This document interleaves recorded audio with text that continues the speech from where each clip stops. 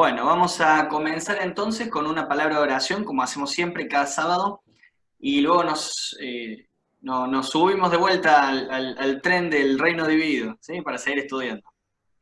Dios y Padre Santo, gracias por esta posibilidad que nos das de continuar con esto, Señor. Realmente cuando uno comienza una obra como esta, Señor, en la que hay que dedicar tiempo para prepararse, para estudiar, y no solo de parte de uno que enseña, sino de parte de todos, Señor, que estamos separando un tiempo cada sábado para aprender de ti, Señor. Genera incertidumbre, genera inquietud, Señor, y aún así tú nos has sostenido, has permitido que cada uno de nosotros pueda disponer de este tiempo para estudiar y aprender de ti, y entendemos que es con un propósito, Señor. Y ese propósito no es simplemente sumar datos, sino aprender de ti, aprender del servicio, aprender de la obra, aprender de los buenos ejemplos y también de los malos ejemplos, Señor, para poder nosotros caminar cada día mejor, para poder agradarte más a ti, para poder ser de bendición, impactar en este mundo que realmente lo necesita. Tú nos has desafiado a través del apóstol en la carta a los filipenses a ser luminares en medio de una generación maligna y perversa. Bueno, eso es lo que busca este pequeño grupo de hijos tuyos, Señor, ser luminares, y lo queremos hacer aprendiendo cómo proceder. Te lo pedimos y encomendamos a ti este tiempo, en el nombre de Cristo Jesús. Amén. Amén. Amén. Bien.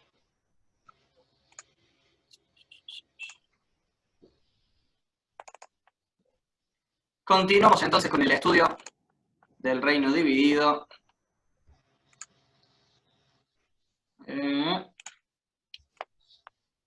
Perfecto. Bueno, lo que vamos a hacer ahora es continuar con el método de estudiarlo con lupa, lo expresa el libro El Auxiliar Bíblico Portavoz, porque después de haber visto en líneas generales los reyes que hubo en el reino dividido, después de haber tenido la posibilidad de ver cómo se fueron dando las distintas dinastías en el norte y la única dinastía en el sur, y conocer a grandes rasgos, medio muy superficial todo, hemos puesto nuestra mirada fija en 20 personajes, los cuales hace un tiempo ya les dije, y ya estamos llegando al final de ese listado de 20 personajes.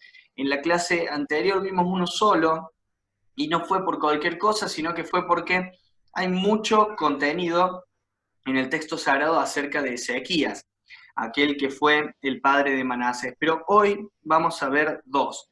A Manasés le vamos a dedicar un tiempo importante de la clase, pero nos vamos a enfocar en el rey que vamos a estudiar a continuación, que es Josías.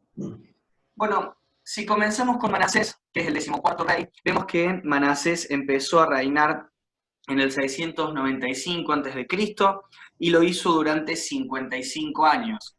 Algo que nos va a servir para tener en cuenta es que ya en este momento el Reino del Norte estaba bajo cautividad, ¿sí? Recordemos que en el 721 aproximadamente, ¿sí? En el 721 a.C., el Reino del Norte fue invadido y llevado a la cautividad por Asiria.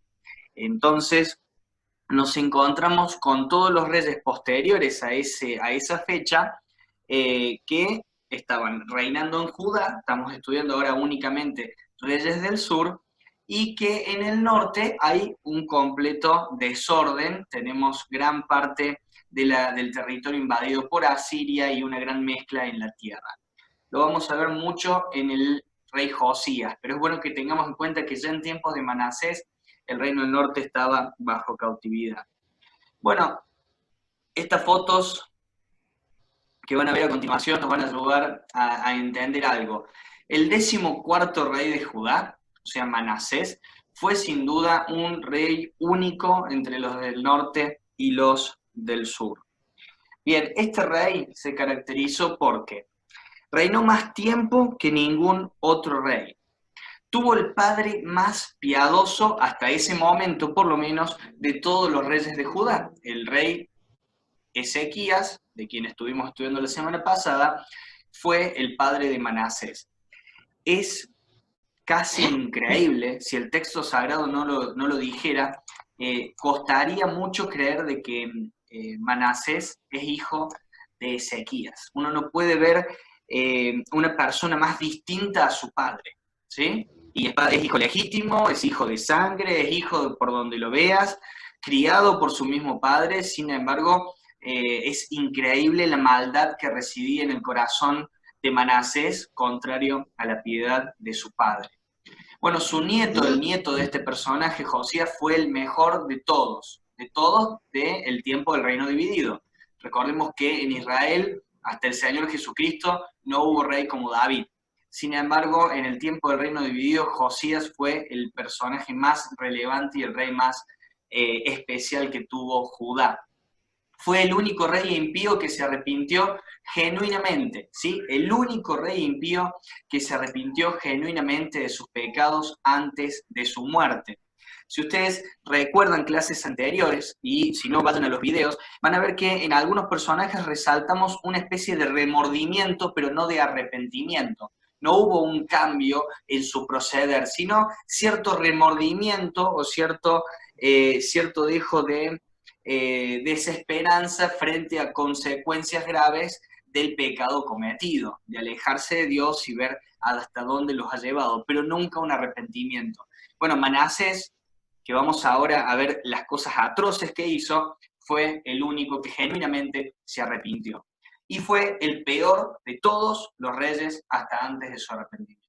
¿Sí? Si no se hubiese arrepentido, quedaba el registro como el más impío de todos, con el merecido destino final. Sin embargo, él se arrepiente. Bueno, estos tres personajes que encontramos acá en la foto, espero que no me baneen el video de YouTube por esto, pero es para que entendamos el nivel de maldad de este personaje. El reino de Manasés, antes de su conversión, probablemente sobrepasaría la maldad de los gobiernos de Hitler, de Stalin. Piensen en Franco, piensen en Mussolini, piensen en el dictador que se les ocurra. Bueno, su maldad, la maldad de estos hombres, terrible, y no quiero sonar que estoy alivianando nada lo que sucedió bajo la dictadura de estos personajes, no se compara con la maldad de Manasés. Y vamos a ver por qué, ¿sí? Vamos a ver cuáles son las acciones de este rey. Los hechos de Manasés.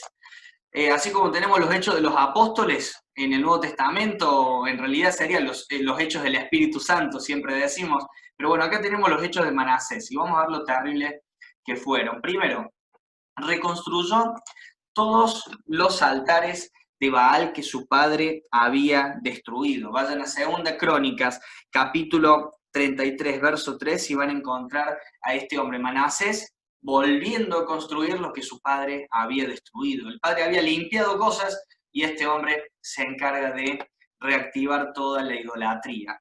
Luego levanta altares para la adoración pagana de los astros del cielo, los famosos, los astros del zodíaco, en los atrios de la casa de Dios. Fíjense dónde levanta esto, en los atrios de la casa de Dios.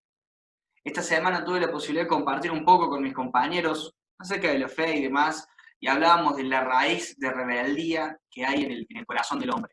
Bueno, fíjense la raíz de rebeldía que reposaba en el corazón de Manasés, pudiendo utilizar cualquier lugar para adoración pagana, él se pone frente a la casa de Dios. Bueno, eso lo encuentran en 2 Crónicas 33, versículos 4 y 5. Y acá ya empezamos a leer las cosas incluso más terribles. Sacrificó a sus propios hijos en los altares de dioses diabólicos en el valle de Hinnom, como lo había hecho su abuelo Acaz. ¿Sí? En lugar de seguir el ejemplo del padre, sigue el ejemplo del abuelo. Si ustedes quieren encontrar esto, sigan leyendo 2 Crónicas, esta vez en el capítulo 33, verso 6. En el mismo verso 6 van a encontrar de que él consulta a espíritus de adivinación y hechicería. O sea que él se encargó de hacer todo lo que estaba prohibido en la ley. Sin tener la ley, él se encargó de incumplir cada uno de los puntos. Segunda parte de los hechos de Manasés, la tradición, que eso es algo que Antonio nos consultó la semana pasada. La tradición nos dice de que él mató a Isaías cortándole en partes con una sierra, ¿sí? No voy a contar cómo es el proceso de aserramiento, al menos como está registrado en la historia. Es terrible por donde lo miren, ¿sí? Y en Hebreos capítulo 11, verso 37, la palabra nos enseña de que algunos siervos de Dios, quizá muchos, murieron aserrados. Y la tradición, no podemos ser dogmáticos, sin embargo, yo les comenté, es muy confiable la tradición judía, debido al celo que ellos tenían en la transmisión de la información y de la enseñanza. La tradición nos dice de que es Manasés quien mata a Isaías cortándole en dos partes con una sierra. Bueno, Dios dijo, fíjense, ya no es los hombres dijeron, Jeremías opina o nos parece que Dios dijo que este hombre cometió más infamias y maldades que las naciones paganas que vivieron anteriormente en la tierra de Palestina. Esto lo pueden encontrar en 2 Reyes 21:11. Siguiente punto, él derramó sangre inocente por todas partes, 2 Reyes 21:16. Es terrible lo que hizo este hombre. Siguiente punto, ignoró por completo varios avisos de parte del Señor relacionado con todo esto. O sea, el Señor le estaba advirtiendo, el Señor estaba llamando su atención para indicarle que él estaba actuando mal. Sin embargo, él se encargó de ignorar cada uno de estos avisos. Segunda Crónicas, capítulo 33, verso 10. Y acá en los Hechos de Manasés, parte 3, nos vamos a encontrar con el cambio en Manasés. Él fue hecho temporalmente prisionero por el rey de Asiria. Recordemos que Asiria era quien estaba gobernando las tierras en el norte. Él fue prisionero temporalmente por el rey de Asiria. Se arrepintió mientras estaba en la prisión y Dios le perdonó. Y acá hago un punto y freno un segundo. Dios le perdonó. Si tuviese que sacar una reflexión muy rápida de esto, que lo pensaba mientras estudiaba, lo pensaba mientras preparaba el material y mientras preparaba esto, Dios le perdonó. Y yo pensaba en cuántas cosas me doy el lujo de no querer perdonar, y Dios perdonó lo que hizo este hombre. Y vean, fíjense, dediquen 2 segunditos a una lectura rápida de las cosas que hizo Manasés. Fíjense. Todo lo que hizo, la rebeldía que tuvo, él se encargó de hacer todo lo que a Dios no le agradaba. Parecía forzarse por molestar a Dios. Dios lo perdonó. Le fue permitido reinar otra vez sobre Judá. Dios es un Dios de gracia y misericordia, por eso quienes mal le enseñan de que la gracia es algo del Nuevo Testamento y el Dios del Antiguo Testamento es un Dios malo, bueno, claramente no leen la Biblia. Dios es un Dios de gracia y de misericordia, le permitió otra vez reinar sobre Judá. Bueno, después de los 55 años de reinado, él fue sucedido en el trono por su hijo Amón. Amón es un personaje que no vamos a leer mucho, ya leímos en clases pasadas, vamos a saltar directamente a Josías, pero basta con decir que Amón siguió el camino de su padre, y no el camino de su padre arrepentido, sino el camino de su padre pecador. Josías, 16º rey. Un segundito que tengo alguien que me ha levantado la mano. ¿La pregunta va en el chat? No, va ahora porque es más fácil decirlo oral. Perdón la interrupción. No, por favor. Por eso no le escribí porque era el momento ya. ¿Vos leíste o dijiste que Manasés fue uno de los peores o el peor o el más cruel? Fue Por todo el... de los reyes del norte y el sur fue el peor. Bueno, sí, decime. Porque cuando habla de Amón, o sea, en el mismo capítulo 33, versículo 23, dice que Amón fue peor. Claro, en su carácter y en sus hechos, y si ponemos en comparativa el corto tiempo que duró Amón contra el que duró su padre, fue peor, porque tenía un carácter, parecía totalmente potenciado de su padre, pero al no tener tanta extensión de tiempo en su reinado, queda el peor reinado, el peor tiempo, el de Manasés. Claro, no sé si habla de los hechos que tuvo Amón, porque habría que ver tal vez en la comparación de lo que hizo uno y lo que hizo el otro, pero que diga que es peor ya asusta. Totalmente. El Amón, aunque reina poco tiempo, y de paso los invito a leer, y si quieren la semana que viene hacemos un repasito sobre, no lo tengo ahora preparado en PowerPoint y más como para que lo veamos, pero sí, los hechos de Amón en, ¿cómo decirlo?, en la intensidad y parecía que este hombre estaba aún más ensañado que su padre en rebelarse contra Dios. Pero la extensión del reinado de Manasés hace de que su reinado haya sido realmente un tiempo de terror, porque parecía que no se acababa más. El de Amón se termina muy rápido, llega muy rápido Josías entra en escena. Fíjense que Josías comienza a reinar a muy temprana edad, fue un rey muy pequeño en sus comienzos. Sabemos que recién empieza a hacer obras de reforma cuando ya está en su adolescencia y juventud, pero llega muy rápido Josías al reino porque Dios velozmente entra en escena y pone fin a los días de Amón. Justamente entiendo yo, y sin querer agregar a la Biblia, entiendo yo que para evitar de que el reinado de terror de Manasés se multiplique en los tiempos de Amón. Sí es cierto lo que vos decís, Muniro. La Biblia expresa de que Amón fue incluso peor que su padre, pero al haber mucho más extensión, estamos hablando de 55 años de terror con Manasés, de ahí que el reinado de Manasés fue el peor de todos. Claro, contra dos, 55 contra 2. Claro. Exactamente. Te hago otra pregunta para no pasar Manasés, así me Perfecto, quedo me parece tranquilo y bien. después seguimos. Nosotros destacamos en Manasés la hechicería y la brujería, los espiritistas y lo demás. Pero cuando vos vas viendo la idolatría de todos los que hemos visto, todos dicen que ellos adoraron, bueno, Astarot, Astartet, cada uno le da su nombre según la traducción. Ese famoso o famosa, no sé qué era, Astarot, es Sí. el rey o reina del tarot, o sea, justamente el horóscopo, la astrología y todo eso.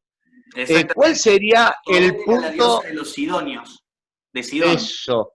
Bueno, de hecho el rey Ciro también adoraba a Tarot. La pregunta es entonces, ¿cuál sería la diferencia que Manasés como un hecho grave haya acudido a ellos si todos acudían a ellos? No, no puntualmente el hecho de acudir a ellos.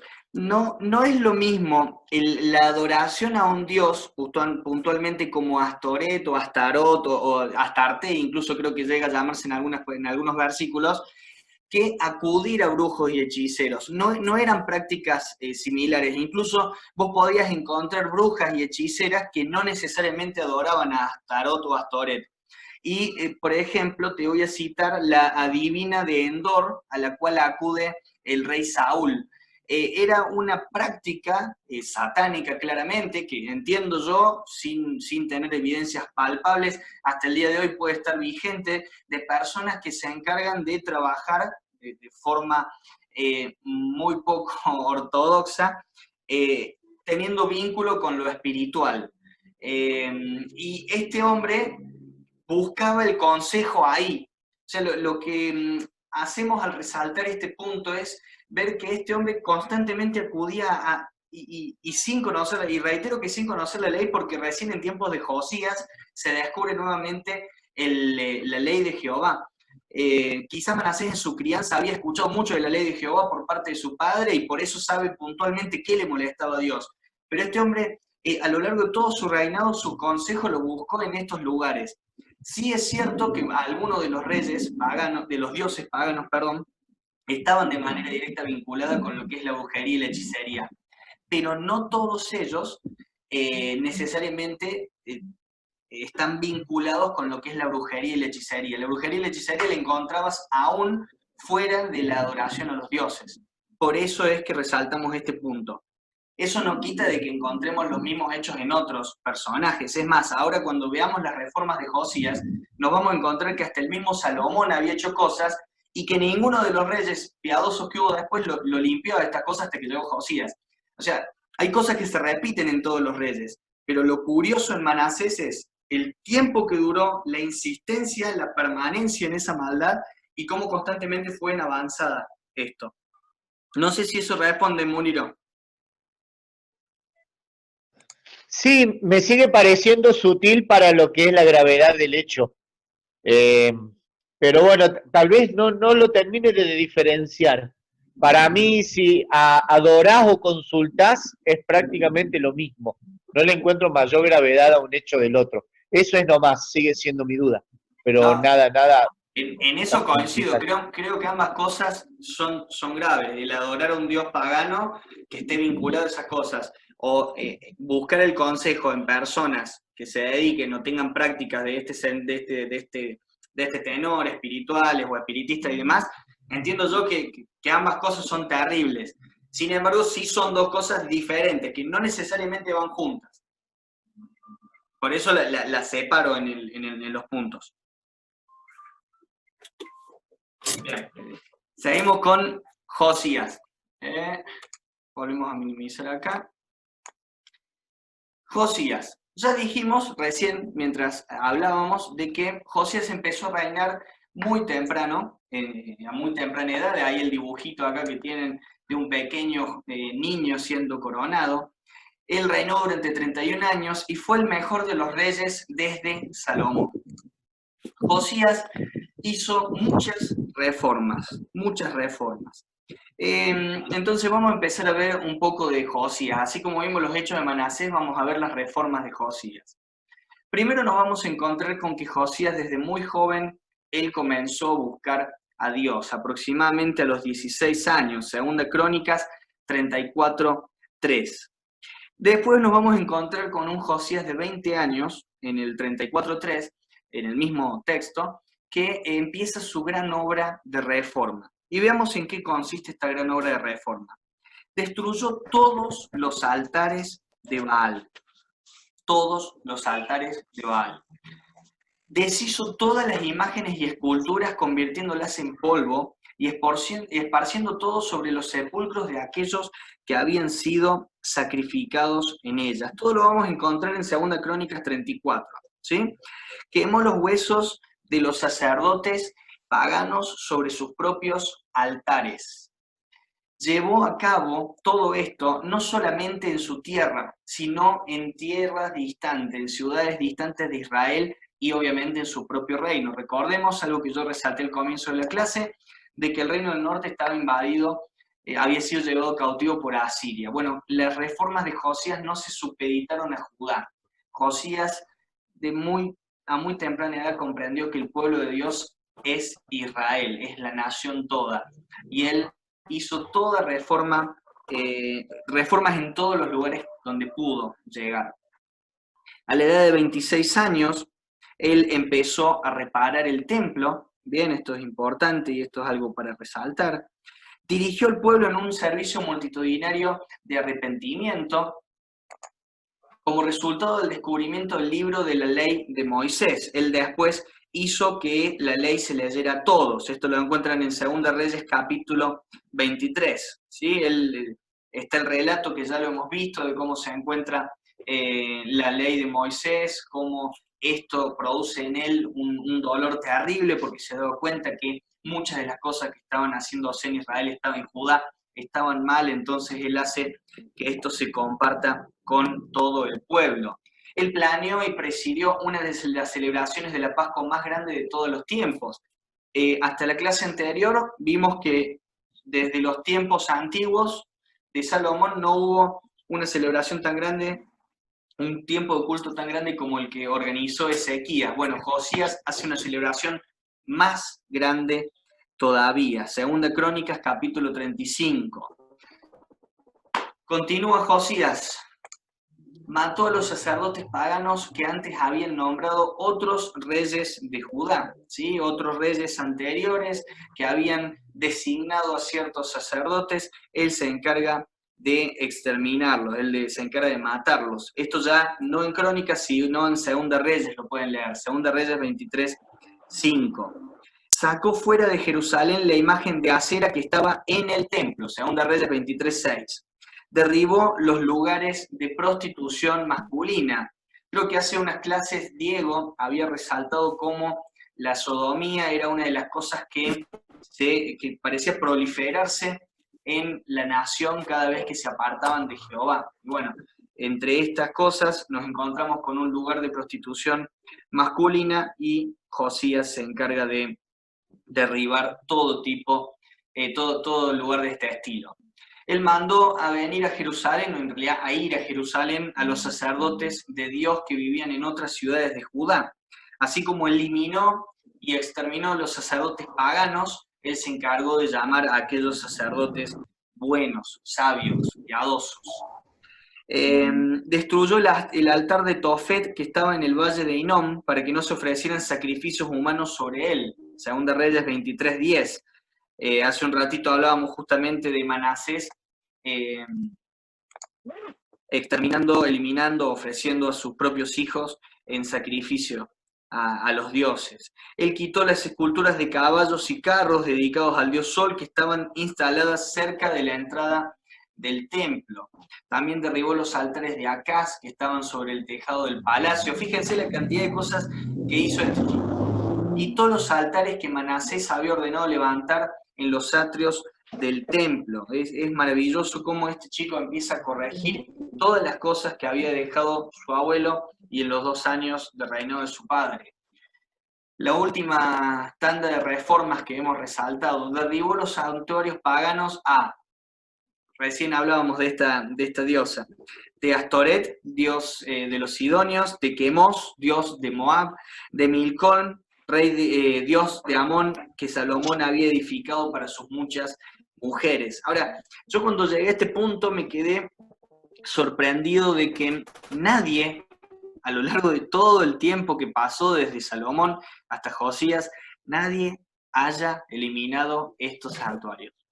Salomón en sus últimos años, apartándose en su corazón de Jehová por sus muchas mujeres, por acompañar a sus mujeres en sus propios cultos, él construye estos santuarios paganos, Astoret, Quemos, Milcom, y nadie los eliminó. Es curioso que nadie, ninguno de los reyes, y hemos hablado de reyes piadosos, ¿sí? Hasta el mismo Ezequías, hemos hablado mucho de él, y él hizo muchas reformas, pero tiene que llegar Josías para darse cuenta de estas cosas. Quebró el altar de Betel que había levantado Jeroboam I. Le puse Jeroboam I, pero es el primer Jeroboam. Recuerden que hay una profecía que ya para esta altura tiene más de 300 años. La cita la encontramos en Primera Reyes capítulo 13, verso 1 y 2. Encontramos a un profeta hablando de manera valiente con Jeroboam, diciéndole de que Dios iba a levantar a un rey, que en este caso es Josías, que iba a eliminar este santuario, quebrar este santuario. Demolió todos los santuarios paganos que habría en el monte de Samaria. Nos situamos geográficamente, sabemos que Samaria pertenecía al reino del norte, que en ese momento estaba en la cautividad, o sea que se encarga de hacer una limpieza también en el reino del norte. Y por último, él extermina a todos los brujos y adivinos. Capítulo 23, verso 24 de Reyes. Siguiente punto, el mensaje de Hulda. Nombre raro, yo estoy esperando un hijo o hija, no sé, y les puedo asegurar que Hulda no es opción, pero bueno, Hulda fue un personaje para resaltar, a aquellos que les gusta estudiar personajes bíblicos. Hulda fue una profetisa a quien acudió Hilcías por orden de Josías para consultar después de que se descubriera el rollo de la ley de Moisés. Volvemos un poquito en la historia cuando se encuentra el rollo de la ley de Moisés y es Josías quien manda a Hilcías, en ese tiempo sumo sacerdote, para que consulte a la profetisa. Bueno, ¿cuál fue la respuesta de la profetisa? Fue un mensaje con una doble profecía. A causa del trágico y vergonzoso fracaso espiritual de Judá, Dios ya había determinado juzgar a su pueblo y pronunció sobre la santa ciudad, sobre Jerusalén, terribles palabras de parte de Dios. Ahora, este doble mensaje, esta doble profecía tiene una parte buena, que a causa del amor de Josías por el Señor, él no iba a ver todo esto. Y el juicio vendría después de que el rey piadoso Josías muriera. Así que bueno, nos encontramos con unas palabras de consuelo. ¿Qué sucede después de esto? Bueno, Josías después de esto convoca al pueblo, primero reúne a todos los ancianos, con los ancianos reúne a todo el pueblo, y personalmente el rey lee la ley de Moisés en voz alta para todos y les insta a que obedezcan la palabra de Dios. Esto lo encuentran en Segunda Reyes, capítulo 23, versos 1 al 3. Y de acá ya saltamos a la trágica muerte de Josías. Y se las tengo que resumir en la historia, yo lo puse en estos puntos. puntos. Necao, rey de Egipto, creo que ya hemos hablado de este personaje, ya lo hemos mencionado, planeó dirigir un ejército a través de Judá para presentar un frente unido con Babilonio frente a Siria en Carquemis. O sea que estamos hablando, perdón, diga nomás. Perdón vos de nuevo, ¿quién es Milcom? Milcom es otro dios. Milcom es dios de Amón, ¿Con qué se lo relaciona? ¿Por qué se tenía que quemar hijos en adoración a Milcom? Si te soy honesto, no sé por qué puntualmente se tenían que quemar hijos en relación a Milcom, pero sí sé que es justamente uno de los dioses que, entre comillas, demandaba, porque sabemos que no es un dios que existe y demás. Sí sé que y Tofet, el que estaba en el valle de Hinnom, eran dioses a quienes se les hacía ofrendas de vidas humanas, pero no sé el por qué, no conozco de Milcom. Si alguno sabe, es el momento para compartirlo, hermanos. Y si no, se los averiguo en estos 5 minutitos que tenemos de recreo después de esto.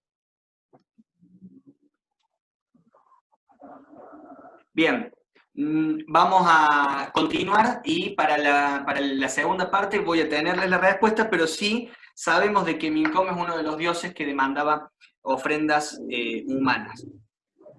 La muerte de Josías entonces, Necao en la búsqueda de enfrentar a Siria, se mete en territorio de Israel completo, de Reino del Norte y Reino del Sur. Josías no le gusta para nada esta, le declara la guerra, Necao le hace una ofrenda de paz, más que todo busca un diálogo de paz, mejor dicho, y Josías no lo acepta, ataca a Necao en el valle de Megido.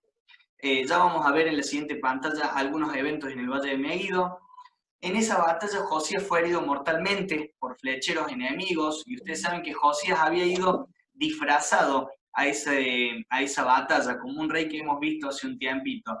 Pero aún así él termina siendo herido, una herida de muerte. Lo llevan a Jerusalén, donde lo sepultan en medio de una gran ceremonia, mucho dolor. El profeta Jeremías estuvo presente en el entierro, y finalmente Josías es sucedido en el trono por su hijo Joacás. Eventos que yo resalté que sucedieron y sucederán en el Valle de Megido, en el campo este de Megido. Bueno, había sido escenario de varias batallas. Primero, Débora y Barak derrotaron a los cananeos. Jueces capítulo 4 y capítulo 5. Segundo, Gedeón derrotó acá a los madianitas. Jueces capítulo 7. David derrotó acá a Goliat. 1 Samuel 17. ¿Tengo un chat?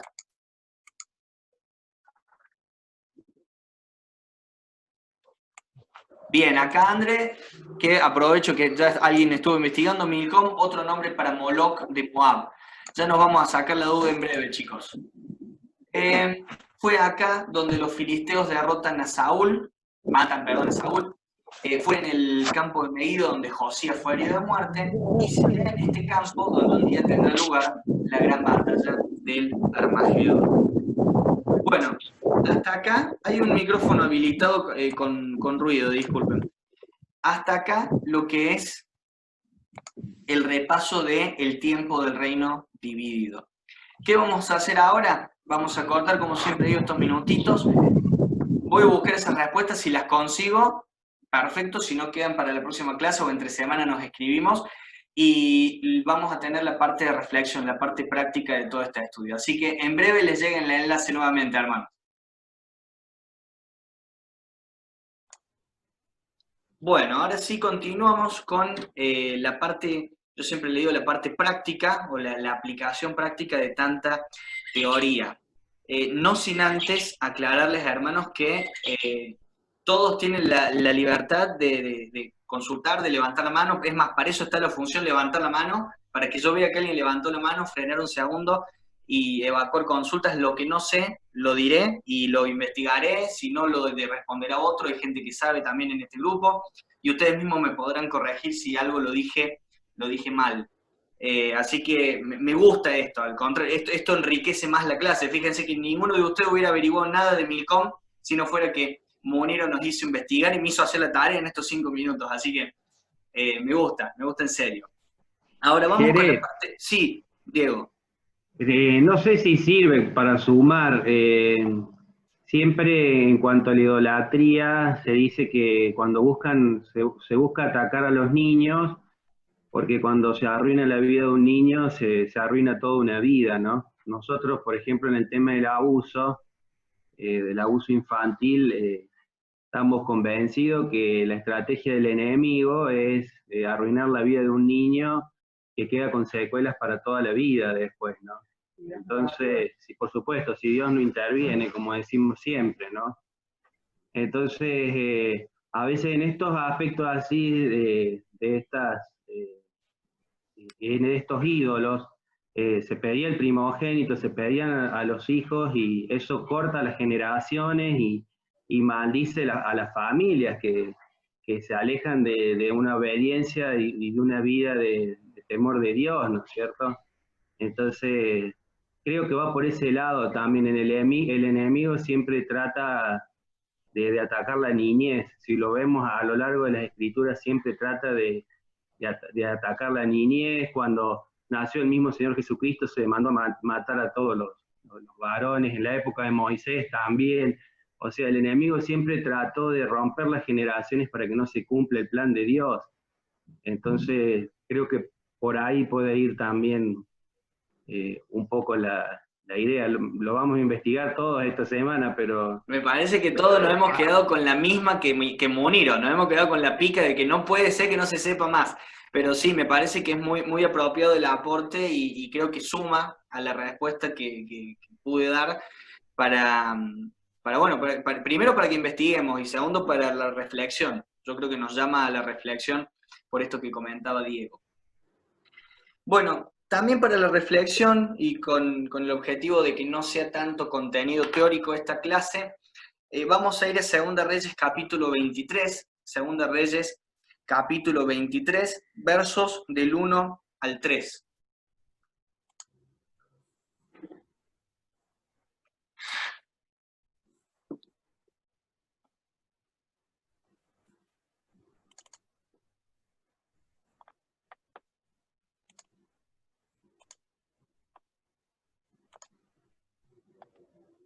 Segunda Reyes 23, versos del 1 al 3, comienzo a leer y nos dice la palabra de Dios así. Entonces el rey mandó reunir con él a todos los ancianos de Judá y de Jerusalén. Y subió el rey a la casa de Jehová con todos los varones de Judá y con todos los moradores de Jerusalén, con los sacerdotes y profetas y con todo el pueblo, desde el más chico hasta el más grande. Y leyó, oyéndolo ellos, todas las palabras del libro del pacto que había sido hallado en la casa de Jehová. Y poniéndose el rey en pie junto a la columna, hizo pacto delante de Jehová, de que irían en pos de Jehová, y guardarían sus mandamientos, sus testimonios y sus estatutos con todo el corazón y con toda el alma, y que cumplirían las palabras del pacto que estaban escritas en aquel libro. Punto. Y todo el pueblo confirmó el pacto.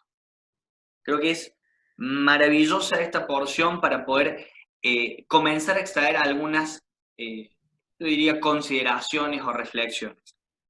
Lo primero que voy a resaltar es esto, o aclarar por qué nos metemos en el texto, quizá no nos situamos, estamos leyendo una porción que está contenida dentro de lo que sería el reinado de Josías. Y está hablando en este momento del rey Josías. Recuerden que en la parte anterior les hablé del rey cuando él se pone, él mismo le lee al pueblo la ley de Jehová. Esto sucedió después de que él consultara a la profetisa Hulda. Bueno, lo que hace él es avanzar de esta forma. Primero, el rey manda reunir con él a todos los ancianos de Jerusalén, de Judá y de Jerusalén. Lo primero que hace es moverse. Y yo lo que resalto en Josías muchísimo es que no se queda quieto. Y me llama mucho la reflexión a mí. ¿Cuántas veces algún mensaje o la misma lectura de la palabra no nos ha desafiado? Pero desafiado en serio, de que se ha quedado en evidencia, por lo menos a nosotros, y nos damos cuenta, una flaqueza en en nuestra vida, en nuestro servicio, en nuestro tiempo de intimidad con Dios. Y Josías no se quedaba quieto. Josías se enteró que estaba actuando mal y dice, consulta a la profetisa a ver cómo estamos con Dios, a ver qué dice Dios, a ver qué respuesta va a haber de todo esto, porque estamos mal. No se queda solo ahí. Llega la respuesta de la profetisa y ¿qué le dice la profetisa?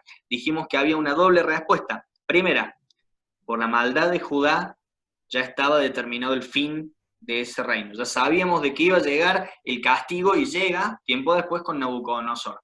Sin embargo, la segunda parte de la profecía nos dice de que en su tiempo, en el tiempo de Josías, no iba a suceder esto. Por el amor de Josías, por el Señor, por la fidelidad de Josías. Entonces, ¿qué hace Josías? Corrige todo porque yo esto lo percibo, y esto es algo mío, lo percibo como el intento de salvar cuantos más se puedan del juicio. Muchos iban a sobrevivirlo a él, muchos iban a vivir en generaciones posteriores, muchos iban a nacer durante su reinado y ser parte de la generación que viviese bajo el siguiente rey y el siguiente. Él no sabía cuándo llegaría el juicio.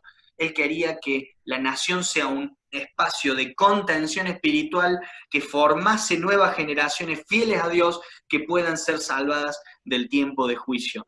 Yo realmente esto lo veo como algo muy elogiable porque él siempre que se encontró en falta, actuó. No se excusó, no se frenó, no se quedó anulado, sino que avanzó.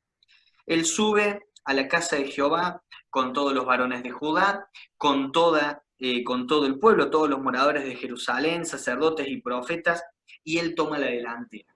Y él les comparte. Lo que él había escuchado, lo que se le había leído a él, y a él le había impactado, él quiso compartirlos con otros, pero no le puso ningún condimento. Esto me habla a mí quizá como transmisor del mensaje de la palabra y nos habla a todos cuando compartimos, desde compartir el evangelio en una plaza, en la calle o en el trabajo, compartir en una clase de escuela dominical, compartir en la iglesia, compartir en la reunión que sea, seas hombre o seas mujer. Cuando compartís, sos un transmisor de un mensaje que no es tuyo, lo que implica que tenés que pasar ese mensaje tal como se te dio. Es la lectura de la palabra, la explicación de lo que se ha leído, no sumar aditamentos. Si existe algo adicionado, aclarar cuando es una posición, aclarar cuando algo no se puede confirmar. Es importante que seamos fieles transmisores del mensaje, porque el mensaje no es nuestro. Y el condimento que nosotros le pongamos puede, y con seguridad lo hace, cambiar por completo el propósito que el Señor perseguía o persigue a través de lo que Él nos ha dejado. Entonces, ¿qué hace Josías? Me leyeron la ley de Jehová, me encontré en falta y tuve la posibilidad de ajustar cuentas con el Señor y corregir mi accionar. Voy a leerle esto al pueblo para que ellos, entendiendo lo que yo les leo, puedan hacer lo mismo. Luego se pone el rey en pie junto a la columna e hizo un pacto delante de Jehová. Y este pacto establecía de que iban a conocer la ley de Jehová y a cumplir la ley de Jehová, a avanzar en el camino del Señor. Lo que él dijo es, nosotros vamos a ser un pueblo fiel a vos. Y así como él lo dijo, el pueblo lo confirmó. Veo acá a un referente con impacto en el pueblo y veo un pueblo dispuesto a ser impactado, porque yo creo que las dos cosas son necesarias. No solamente necesitamos buenos referentes, sino también nosotros necesitamos ser ovejas que están dispuestas a ser guiadas, a ser instruidas. No era fácil seguirlo a Josías. Si ustedes se ponen a estudiar el texto, se dan cuenta de que era un chico. Era un chico de 25, 26 años cuando hizo esto, o quizá menos, porque cuando se encuentra la ley de Jehová tenía 20, o sea que estamos hablando de que tenía que venir esa persona de 50, 60, 70 años, ese hombre grande, esa mujer grande, y seguir lo que este chico quería que siga. No era fácil. Está bien, era el rey, había que hacer lo que decía el rey, habían tenido Manasés, no lo van a bancar a Josías, pero no dejaba de ser un chico. Y sin embargo, ese referente tuvo la disposición de compartir y de impactar positivamente en el pueblo, pero el pueblo también estuvo dispuesto a ser impactado. El pueblo confirmó el pacto que su referente hizo. Hay un trabajo en conjunto, hay una sinergia, realmente el avance es maravilloso. Y lo último que quiero resaltar en esto es que en el tiempo de Josías se vivió lo que nosotros conocemos y llamamos como un avivamiento. ¿Y cuántas veces hablamos de avivamiento y queremos avivamiento? Buscamos avivamiento en la iglesia, queremos un avivamiento. No es malo buscar un avivamiento, ni quererlo, ni anhelarlo, ni hablar de avivamiento, ¿sí? Ahora, yo les voy a decir algo. No hay un solo ejemplo bíblico de avivamiento que no vaya acompañado de la palabra de Dios. Y las emociones que surgen, porque existen emociones, no somos robots, las emociones que surgen ¿de qué? De la comprensión correcta de la palabra de Dios. No lo vamos a leer ahora por amor al tiempo, pero si ustedes van a Nehemías capítulo 8, tiempo posterior a este, aunque el libro esté medio entremezclado entre profetas, esto y el otro, lo encontramos un poquito antes, un poquito después, es tiempo posterior, Nehemías en el tiempo del retorno, después de la cautividad, mucho después de Josías. Hay un avivamiento en tiempos de Nehemías. Nehemías capítulo 8, ¿por qué se produce un avivamiento? ¿Por qué el pueblo confirma el pacto de Nehemías? Porque se utilizó la palabra, se leyó la palabra, se explicó la palabra, se comprendió la palabra impactó en los corazones, la palabra generó los cambios y generó todo lo que vino por delante. Vamos a tiempos nuestros, tiempos no bíblicos. Nosotros hablamos de la Reforma y de los grandes reformadores. ¿Qué hicieron Lutero y todos los demás? Calvino, Juan Hus y todos los que ustedes me puedan nombrar. ¿Se volvieron a la palabra? ¿Qué había? ¿Una malicia en el catolicismo? No, esto no tiene nada que ver con el catolicismo. Quienes estaban en ese momento a cargo de compartir la palabra no lo hacían. ¿Y qué hicieron estos hombres? Agarraron la palabra y se la entregaron al pueblo. Eso es todo, esa es la reforma. Es más, nosotros, ¿por qué nos llamamos reformados? Porque en algún momento hubo alguien que agarró la palabra y la entregó al pueblo, y eso produjo las reformas necesarias para que el pueblo pudiera volverse, para que las personas pudieran volverse al Padre. Y no tiene nada que ver con religiones, ni con protestantes, ni con católicos. Esto es simple. El avivamiento lo produce la palabra. ¿Queremos ver un cambio en nuestra vida? La palabra. ¿Queremos ver un cambio en la iglesia? La palabra. ¿Queremos ver un cambio en la sociedad? La palabra. ¿Por qué sabemos de que es muy difícil de que nuestra Argentina, el país, cambie? Porque no va a volverse a la palabra con los referentes que tiene, porque son referentes del mundo. Entonces, hasta tanto esas personas no se entreguen al Padre y ellos no se sujeten a la palabra, la Argentina, como todas las otras naciones que viven igual, sujetas a los hombres y no a Dios, van a ir en decadencia. Nosotros, como pueblo de Dios, tenemos que mostrarnos sujetos ¿a qué? A la palabra. Eso es todo ronda y circunda. ¿Hay espacio para las emociones? Sí. El avivamiento viene acompañado de gozo, alegría, salto, cántico, llanto, seguro, pero después de la palabra. ¿Por qué estaba gozoso David y saltaba como loco, al punto de que su esposa le dio vergüenza lo que vio? Porque estaba la presencia de Dios acompañándolo, porque se cumplía lo que estaba determinado en la palabra, que ese mueble, uno de los muebles más importantes en la historia de la humanidad, estaba siendo llevado al lugar donde correspondía. ¿Y quién había determinado que tenía que estar en ese lugar? Dios. ¿En dónde? En su palabra. Todo circunda lo mismo, ¿sí? El avivamiento. Cerramos con los puntos primeros. Debemos, cuando somos confrontados con un error, con algo para mejorar, con algo para corregir, debemos actuar, no debemos quedarnos quietos, debemos ser como Josías, debemos actuar. Segundo, debemos contagiar, debemos buscar a otros y contagiar. Esas personas también van a hacer el mismo trabajo de contagio a los demás. De ahí que el rey busca a los ancianos y luego ya lo encontramos al rey con todos los moradores. Los ancianos, los referentes de todo Judá se encargaron de buscar a aquellos que tenían a cargo. Y luego Josías comparte la palabra. El avivamiento como resultado de la comprensión correcta de la palabra de Dios. Con esto termina la clase de hoy, que creo que ha sido distinta y me gusta porque hemos podido investigar temas que no estaban en programados. Así que si hay algo para aportar, decir, comunicar, es el momento justo, y si no, cerramos con la clase de hoy y nos vemos, Dios mediante, los que sí suman a la reunión en media horita y los que no, la semana que viene. ¿Algo para compartir?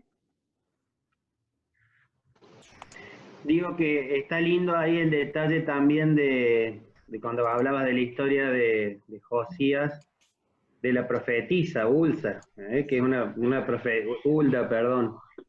profetisa mujer. Por ahí lo pasamos rápido, pero también es uno de los testimonios que tenemos de mujeres que fueron piadosas y que Dios habló en ese momento a través de ellas.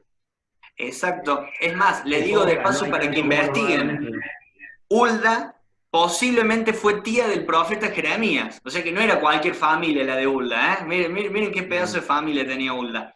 Si ustedes leen, hay dos textos que no me los acuerdo en este momento, pero lo encontramos creo que en Jeremías capítulo 32, y no me acuerdo en qué parte de Reyes, se habla que Hulda es esposa de Salum, si no me equivoco, y Salum es nombrado en Jeremías como el tío de justamente del profeta. O sea que fue una mujer influyente, entiendo yo, y estoy convencido, cuando en tu familia vos tenés personas de bendición, como en este caso esta mujer, y Raquel, que está a cargo del Ministerio de Mujeres, tenés más personajes ahí para repasar y que se predique. Fíjense la bendición. Y si vamos a citar mujeres de impacto, pensemos en la mamá y en la abuela de Timoteo. Hoy hablamos tanto de Timoteo, ¿y por qué hablamos tanto de Timoteo? Porque por detrás hubo ¿quién? Hubo una mamá y hubo una abuela que tuvieron un impacto positivo. Fíjense cómo la palabra de Dios no deja pasar estas cosas.